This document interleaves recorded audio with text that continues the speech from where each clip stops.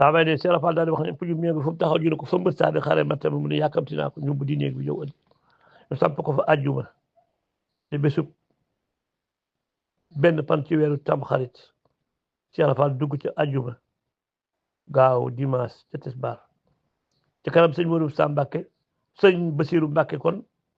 ci kanam sëriñ Basiru Mbàkke ak sëriñ Modou Moustapha Fall ak sëriñ Mor Talla Fall ak sëriñ Basiru Fall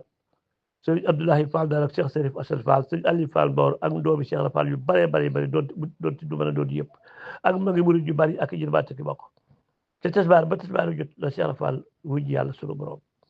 sama baay nee na sëñ Basiru moo daal di wax ne waxtu fu mu toll sëñ Modou Moustapha Fall ne ko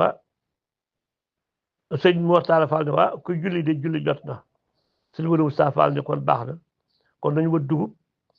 jox ko toggkat yi daan togg soxna yeeg ñuy togg yore njël yi kenn ko ñuy wax la jël sa dugub ji kat Cheikh Ibrahima nee dafa bëgg bu ngoonee mu génn gis leen man cee ngeen man cee reer mu génn gis leen ndax daf leen namm lool yàgg na bu yàgg ba tey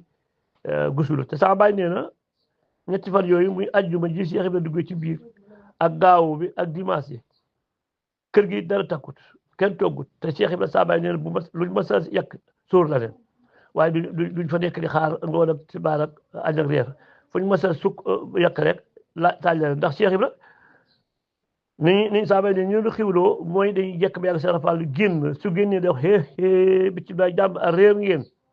saa bay ne ñu ne ko réer gu defal mu ne réer leen waxtu bu mu génnee réer leen Cheikh Rafal daawul wax ndékki lu wax añ reer rek waxtu bu mu génne rek dañu daal yàq dañuy fekk ñu togg lu ñor ba noppi waaye buñ toggee lu ñor ba Cheikh Rafal réer ngeen bañu reer ba noppi dañuy soobaat daneen ndax waxtu woo muy génnaat kenn xamul kañ lay doon saa bay ne nii la kër gi doon doxe ca tisbaar